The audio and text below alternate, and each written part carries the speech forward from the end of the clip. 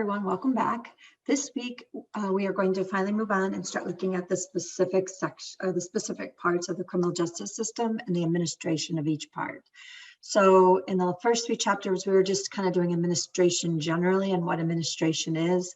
This week, we're going to start with police. So the next 3 weeks, we're going to specifically talk about the administration of police.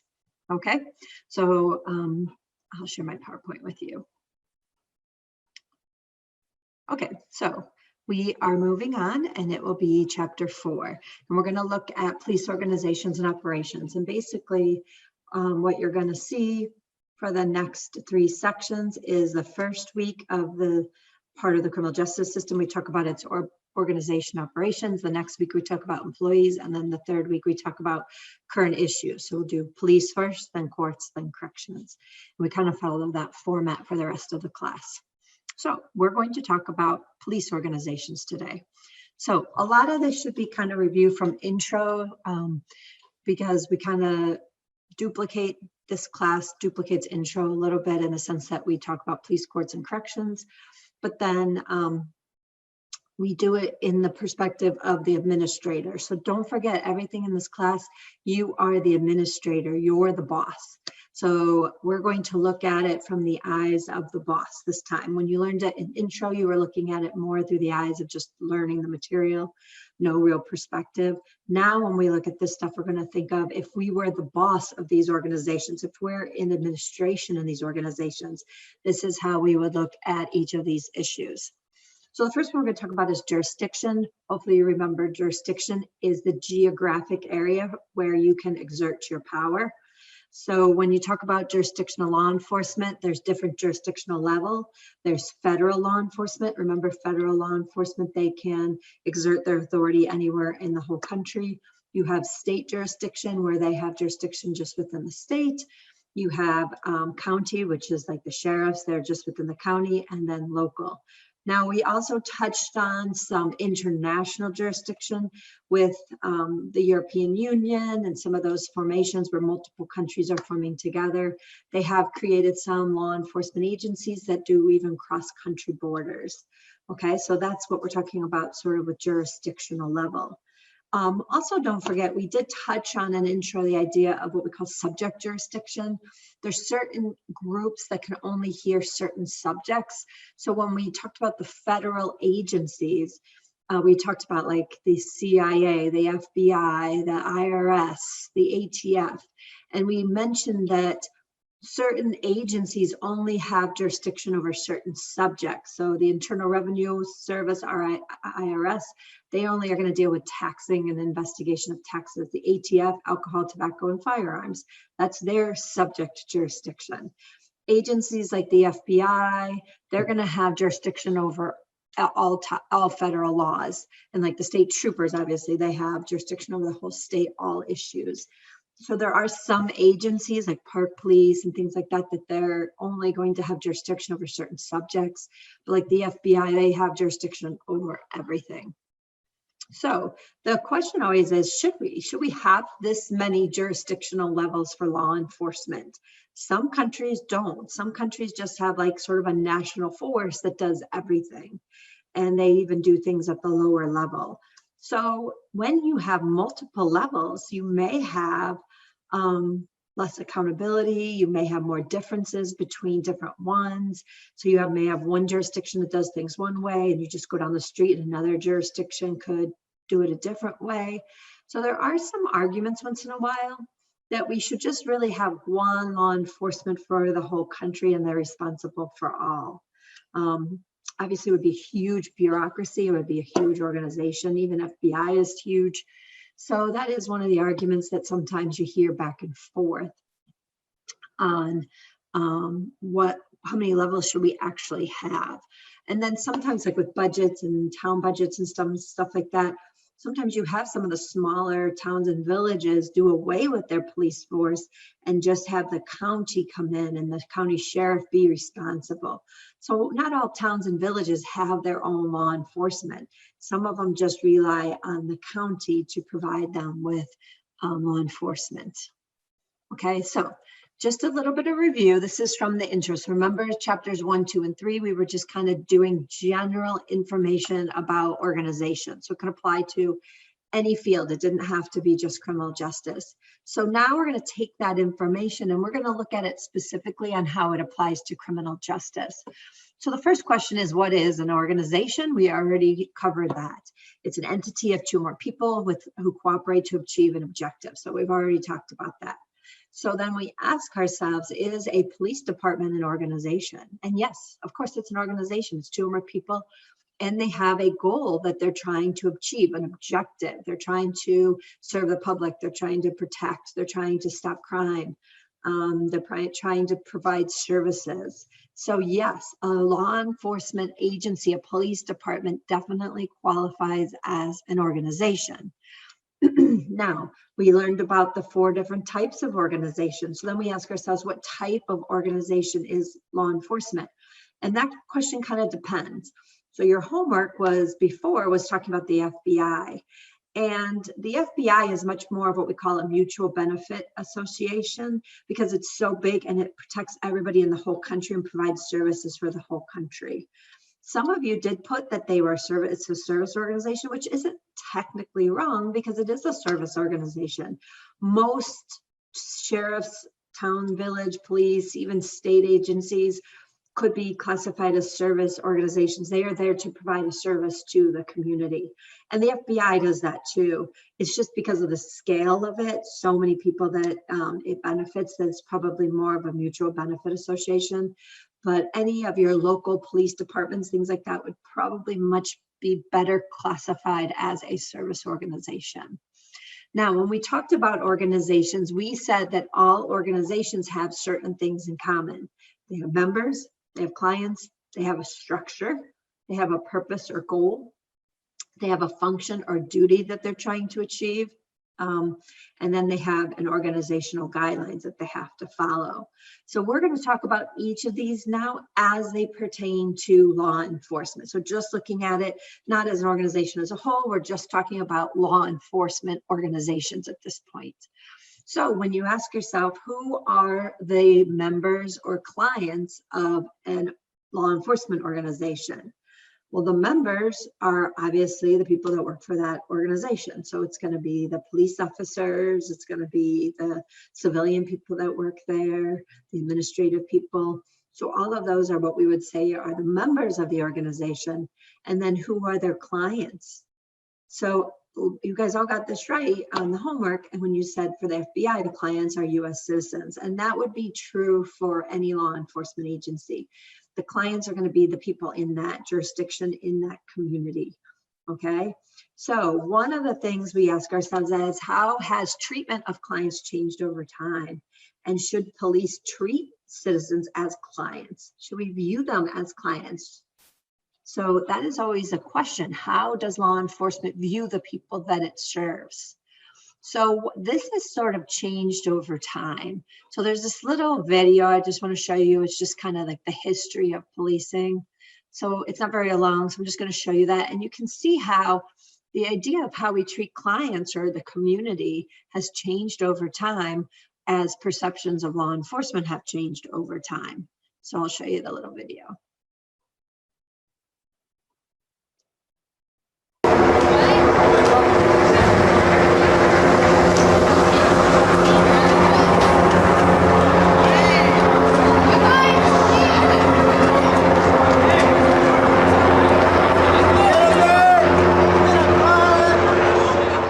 To understand today, you often have to look at yesterday. So to grasp the challenges that contemporary policing faces, we need to explore a brief history of law enforcement in the United States. It's a story of a country continuing to struggle with the role of the police in a democracy. On the one hand, we all want a professional police force with highly trained officers who will hurry to our door in emergencies. Whether the problem is crime or a catastrophe such as a tornado or flood, most people heave a sigh of relief when a police officer appears. But we are also a nation founded by rugged individualists who were suspicious of government power. Our founding fathers feared creation of a national police force. Their devotion to individual freedom above all else meant that they wanted police under local scrutiny and local control. So our goal here is to look at how these conflicting attitudes toward police have produced the uniquely American system of policing we see around us. Along the way, we will return to some critical questions. What is the appropriate role of police in a democracy? What are the community's rights and responsibilities in promoting public safety? What kind of policing do we want and need in our post-9/11 world? Is it the friendly police officer in the Norman Rockwell painting, the one giving the lost child an ice cream cone? Or is it the SWAT team RoboCop? Or is it both?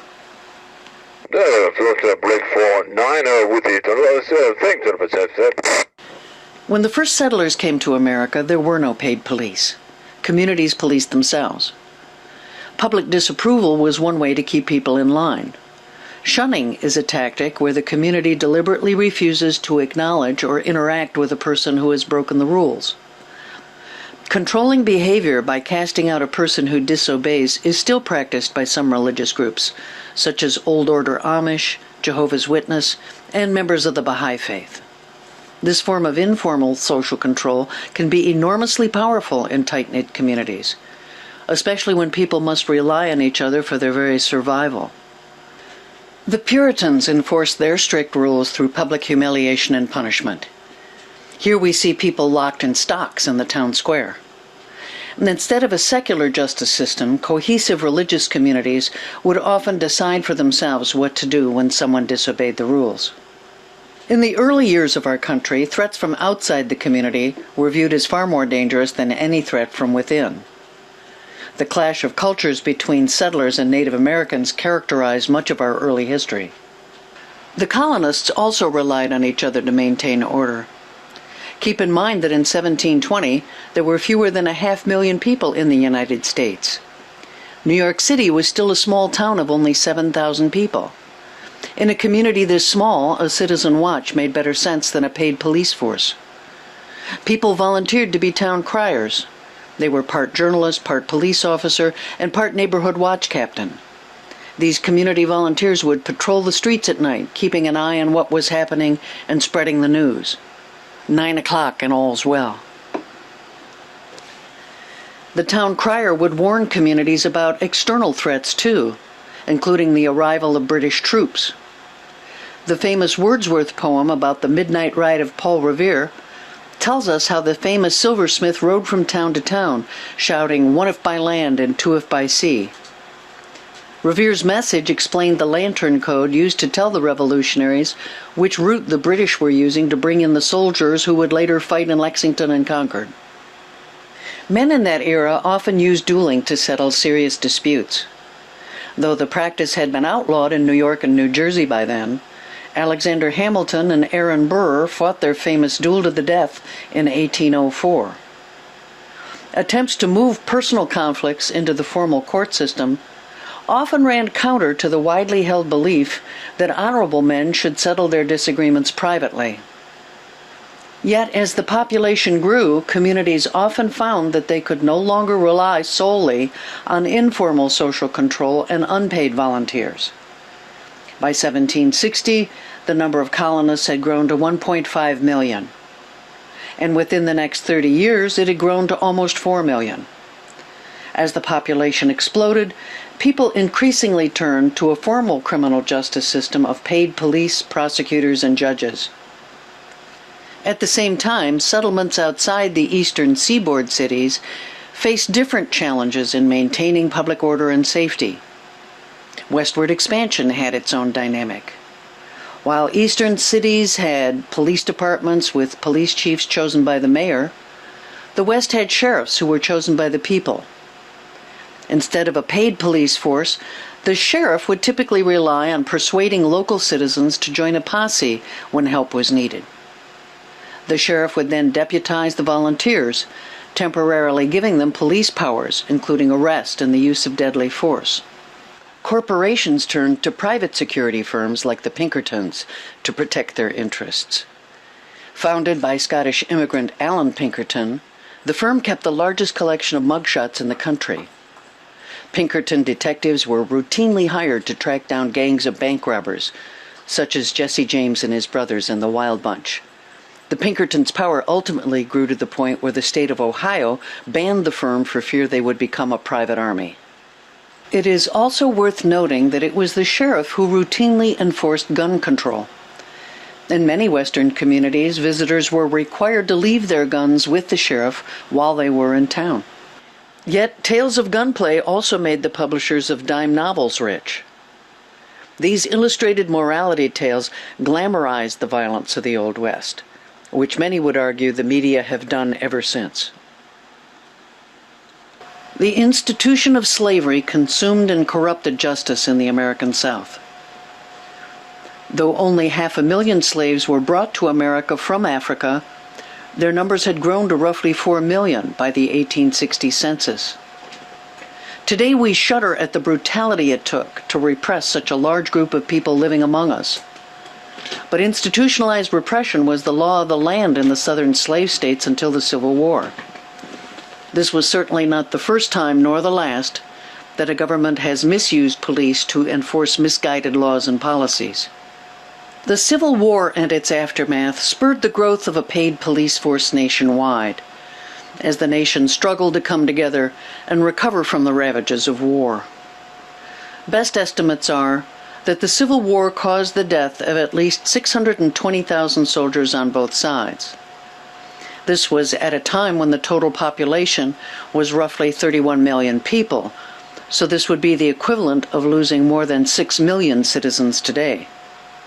For additional perspective, remember that the number of soldiers killed in the Civil War is more than the total number of American soldiers lost in all the wars we have fought since then. Yet in some ways, it is the legacy of violence and vigilantism of the Reconstruction era that echoes most today. For at least a dozen years following the Civil War, the federal government tried to undo the inequities of slavery.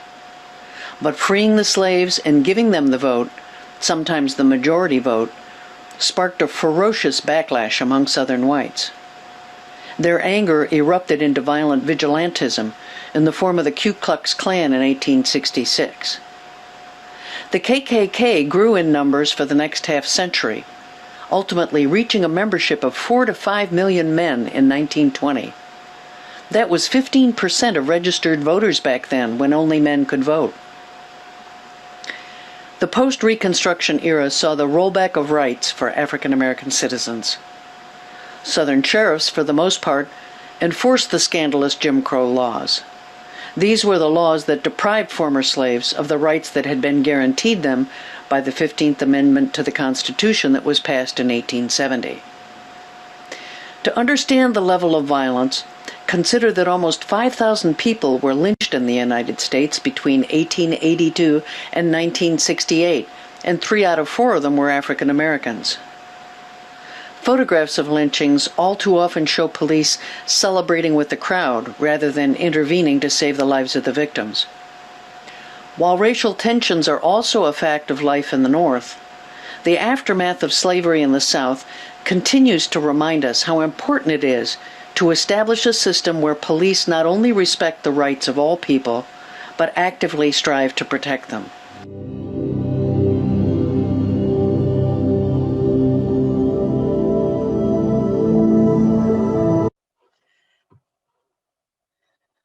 So that just kind of gives you a history of how, what police were in the past, and then we can compare them to how they are now. And when you look at it and how they were and how it has changed, you really can ask yourselves, like, how does that affect like the client? So obviously, back in history, maybe the client was only white people and not Black people. So you had to kind of understand that the changing of history has changed police over the years, and also changed our views on how police should respond to their clients and what they should be giving to their clients, which is society. So it's really something important to understand, and to understand the changes. And I think there's a big shift going on right now, again, with the Black Lives Matter protests and the different police shootings and the different accusations of police abuse of power, that we may be going through another shift right now on the treatment of citizens and law enforcement. We're kind of in this crazy period right now, so you're probably living through some changes, and you'll have to see how they work out, throughout the years. Okay, so that's like the membership and the clients. So remember, every organization also has a structure. So we're just going to quickly review the law enforcement structure. So when you're talking about law enforcement structure, it basically is comprised of different elements, okay? So the first one is functional difference. Functional difference is the division of labor, okay? So it's the degree in which a task is broken down into units, okay? So if you're looking at the sheriffs would be a great example. You have road patrol, and you have people that work in the jail when you have a sheriff's department, because they are responsible for both enforcing the laws in the county and maintaining the jail. So a functional differentiation is the idea that you're differentiating between different forms of labor or different jobs. So the difference between the jail and the patrol are what is a functional differentiation. Okay, so it could be more complex. You could have a homicide unit, you could have an accident reconstruction unit, you could have a juvenile justice unit. So if you're a bigger department, you'll probably have more functional differentiation. You'll have more specific jobs, okay? Another part of police organization is what we call occupational differentiation. So you have lots of different people that work at the police department. And we think about like the patrol officers mostly, that's what we think about. But there are a lot of other things that happen in a police department. So different people have different titles, have different jobs, and some of them might even be civilians when you're talking about law enforcement. So for law enforcement organization, you can really break down the occupational differentiation into three main sort of groups of people. And you have some that are doing what we call staff operations, some that are doing line operations, and then you have specialized units. So when you're talking about line operations, you're talking about the people that are like the actual law enforcement officers. These are the people that are doing the actual task of enforcing the laws. So you would have, different functional differentiations, patrol, traffic investigation, vice, but all of them together are performing line operations. They're all carrying out the duties and functions of a police officer, okay? So these are all most likely going to be the sworn officers. And then you may have even some special divisions in there, like hostage SWAT, scuba, canine, bomb squad. So all of those are all also, when they're doing their jobs, they're all considered line operations. But don't forget, there's a lot of other people that work for law enforcement agencies that are not sworn officers, that they could be, but they may not be. They may be civilian, and they're handling more of the day-to-day administrative things that are going on with the department. So the line operations are the people out in the field doing that kind of work, where the non-line operations or the staff operations are going to be much more along the lines of people running the office. So personnel, secretaries, administrative assistants, filing clerks, training, when you're doing specific training, planning and analysis. So administration's always looking for the future. What are we doing? How are we organizing? Budget and finance, that's all a staff operation. Legal assistance, you may have attorneys advising you on certain things to do or not do. Information processing, so all of your websites and databases and collecting data and records and all of that. Public information, so your voice to the public, who is sharing information with the public.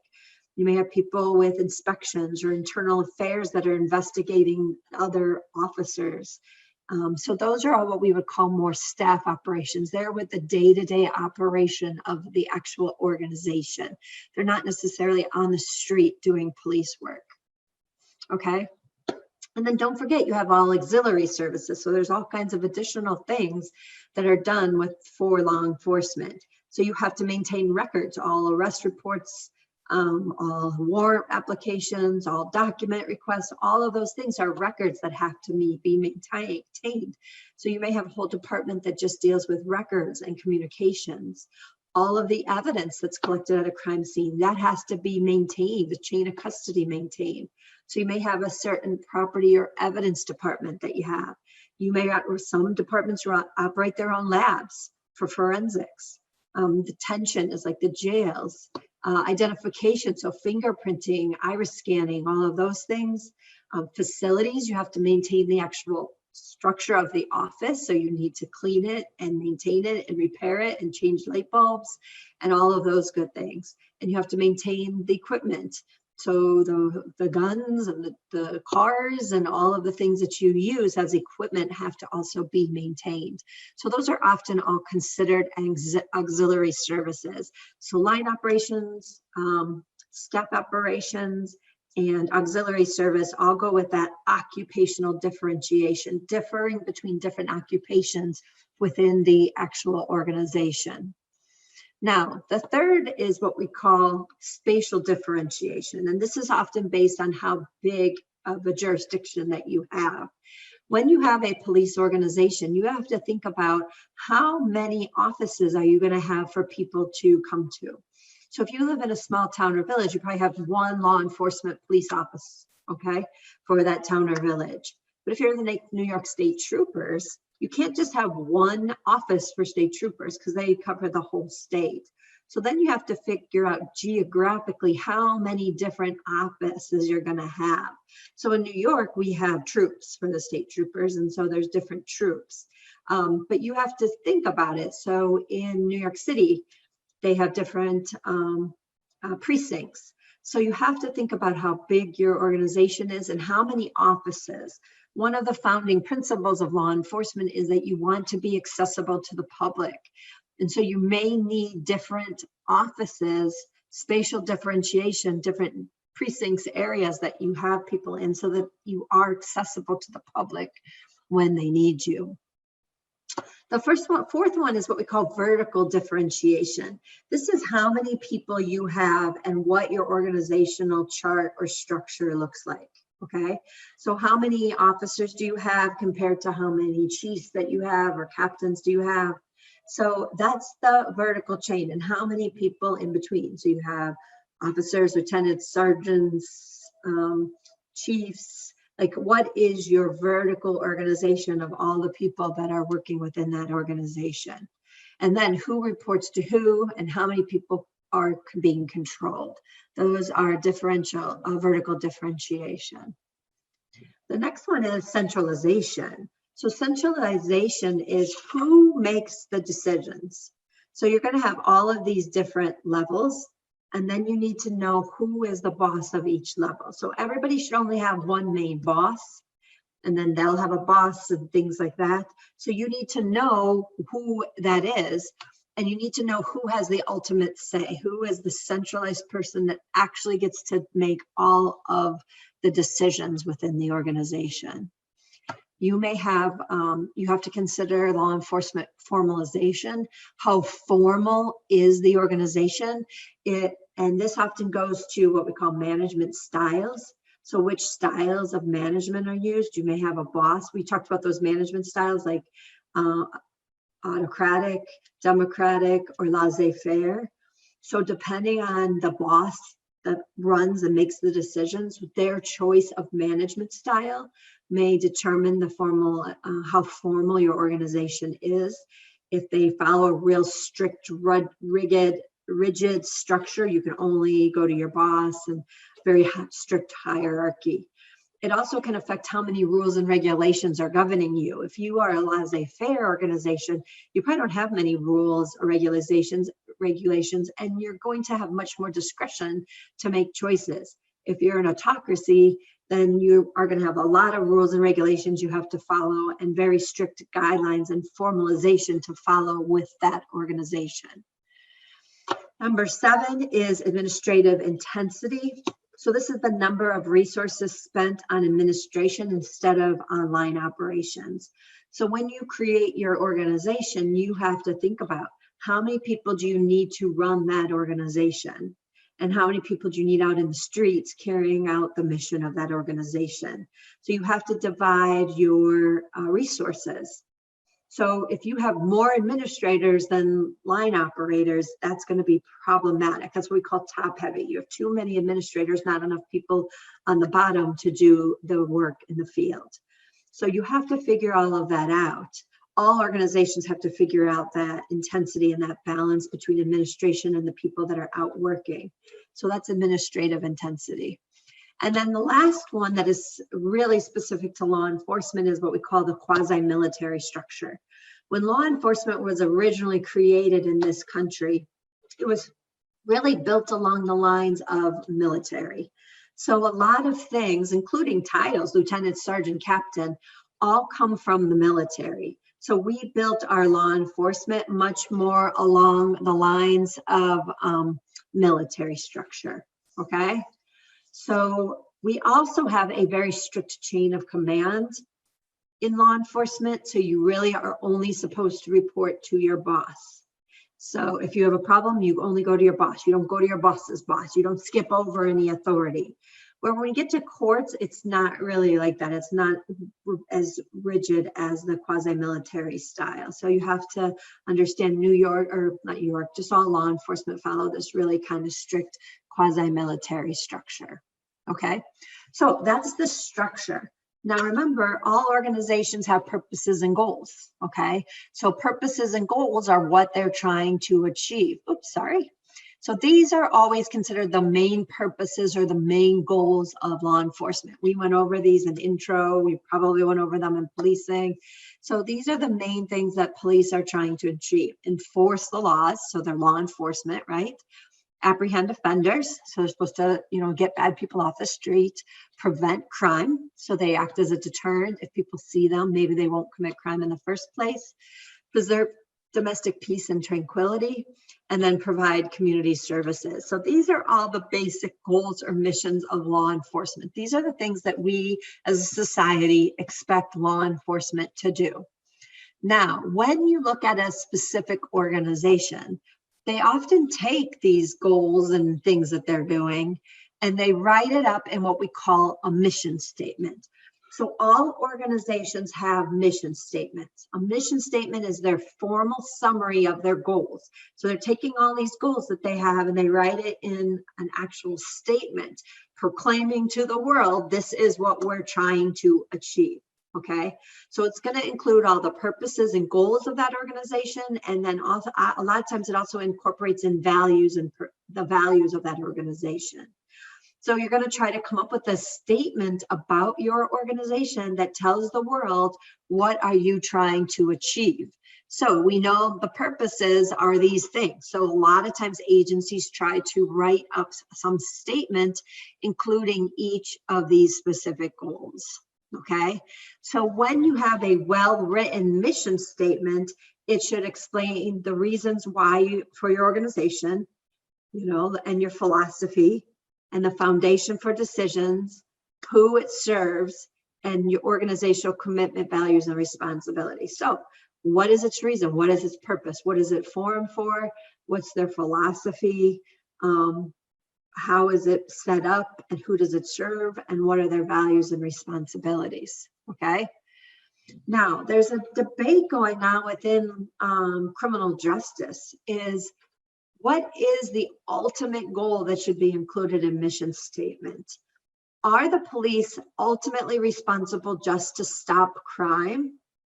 Or are they there to protect people's constitutional rights? Because the Constitution is a law. And so shouldn't the police be playing a larger role in protecting rights?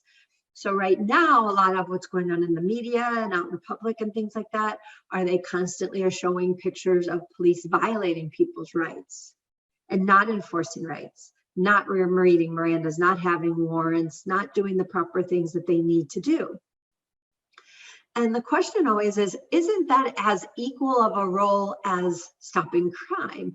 If our rights are the fundamental principles of our government, and they go above all else, including specific crimes, the constitutional rights are above all else, so the supreme law of the land, shouldn't they be the main focus of law enforcement? Shouldn't they play a larger role in trying to protect people's rights? So that's always the balance between that. We've kind of swung a lot towards stopping crime with law enforcement. There's a big push now. Maybe we should have police more concerned about protecting rights. So what you need to do for chapter 4 is you will need to locate a mission statement of either a federal agency or a local law enforcement agency. So I don't care who it is. It could be the FBI. Well, the FBI we kind of talked about, but it could, you already did it. But any sort of federal agency that you want, or you could do your county sheriff, you could do your town or village law enforcement, you could do the New York City Police. Locate the mission for that agency.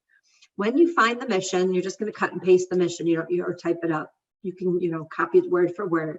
But after that, I want you to go through those requirements of a mission statement. And I want you to assess the mission statement that you're reviewing. Does it do all of the things that it's supposed to do? So this is what a well-written mission statement should be.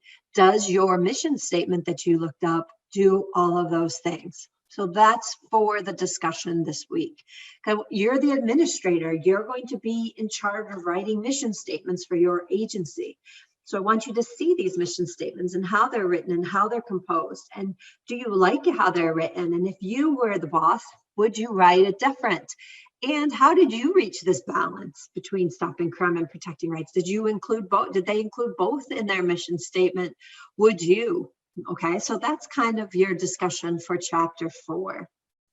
Now, the last part of an organization is that they all have organizational guidelines.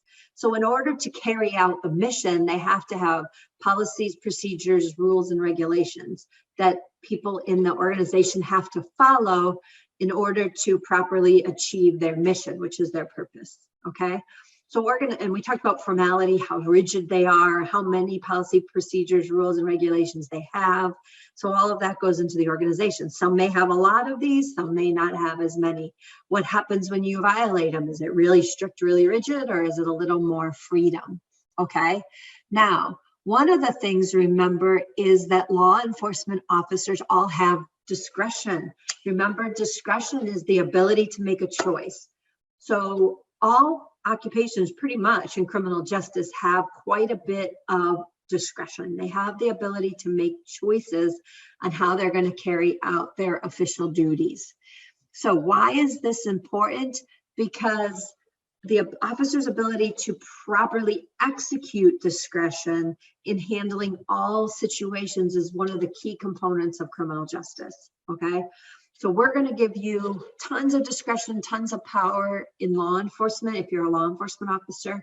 How you choose to exercise that discretion and how you handle your discretion in certain situations is going to be key to the whole organization. We want to make sure that our officers have discretion, but we want to make sure that they're using that discretion in the proper way, that they're doing it right. Because if they don't, and it's seen by the public, it tarnishes that whole organization. We have to give them some discretion. That's in the nature of the job. But we want it to be a good reflection on our organization. So when you give people discretion, there's going to be different things that affect their choices, their background, their management style, their personal actions and character. The policies, rules, and regulations for that department are going to regulate how much discretion they have. Their basic victims, the attitudes they have towards victims. Different community interests may pressure them to do certain things. Available alternatives, what choices do they have in their discretion? And then budgetary issues. They may want to do something, but they may not have the budget to be able to carry that discretion thing out. Okay. One of them in there was administrative styles. So you are going to be the administrator. So one day, maybe you're a chief of police. You are going to have to decide what administrative style are you going to use for your department. And the choice of style that you use for your department is going to basically have an effect on how much discretion that your officers have. So remember, the Watchman style is sort of all crime control, rough them up if you have to. We need to stop crime. It's not focusing on rights very much. It's much more focused on crime control. But you're going to trust your officers with a lot of discretion in the Watchman style, okay? You're going to let them make the choices. The legalistic style is much more, you are a no crime policy person, right? No discretion. If you see a crime, you're the boss, you're telling them you must give a ticket. So you are the administrator and you are limiting discretion within your department. You are telling them specifically what they have to do when certain things happen. That's more of a legalistic style with very limited discretion. And then service style is you believe police should be out in the community. You are more there to provide services to the community. Your sole goal is not just to stop crime. It is to protect rights and it's to protect the community. And so you want your officers integrated into the community, talking to the citizens, with the citizens. Maybe you have road patrol, maybe you have horse patrol, maybe you have bike patrol, because you want people on the ground integrated into the community and greatly involved with problem solving. So if you choose as the administrator to use service style, you are going to give your officers a lot of discretion because you want them to solve problems. So the administrative style that you choose as the administrator, because you will get to choose what the style is, you will then be deciding how much discretion you are also giving your officers. So this plays a lot into policy, rules, regulations. How many rules do you have? Do you have a lot of rules? If you're a legalistic style, you're probably gonna have a lot more policies, procedures, rules, and regulations. So if we want officers to have discretion, why do police departments have policies, rules, and regulations? So even if you are Watchman or your service, and you do give a lot of discretion, you're still going to have some policies, procedures, rules, and regulations. So the question is why? Why do you have those? Because there is this old axiom that if you give power, people can abuse power. So no matter how much you trust in their discretion, you still need some rules that people have to follow because you still want to push them towards achieving their mission. You have a mission, you have a purpose. You want all officers on their day-to-day job to be working towards achieving those missions. So the rules, policies, procedures, regulations, those are all in place to direct the officers to completing their mission, okay? We have corruption, we have abuse, we have violation of constitutional rights. So we need some policies, procedures, rules, and regulations to try to stop possible corruption and stop abuse of discretion. So there's this old phrase, power corrupts, absolute power corrupts absolutely. So maybe we give discretion, but we still have policies, procedures, rules, and regulations to limit it in certain circumstances to try to reduce corruption and abuse of discretion and reduce possible violations of constitutional rights. Okay. So that is the first lecture for this week. In the next lecture, we're going to talk about how policing has changed over the years and kind of look at it systematically, different theories and things that have happened within police. So your chapter 4 assignment is going to look at the information that I just gave you, how police departments, law enforcement agencies are organized. So I give you a scenario about a town. I want you to read about Malfunction Junction, that's your town. And then there's a chart. I want you to go through each of the components of organizational structure and assess how Malfunction Junction is satisfying that part of organizational structure for law enforcement. So you can cut and paste the chart and type in it and fill it out and just attach it back. And then there's some few questions at the bottom. So fill out the chart, fill out the answers, and that will be your assignment for chapter 4. Okay? So that's your first lecture, and I will be back to cover the second half of the chapter. See you soon.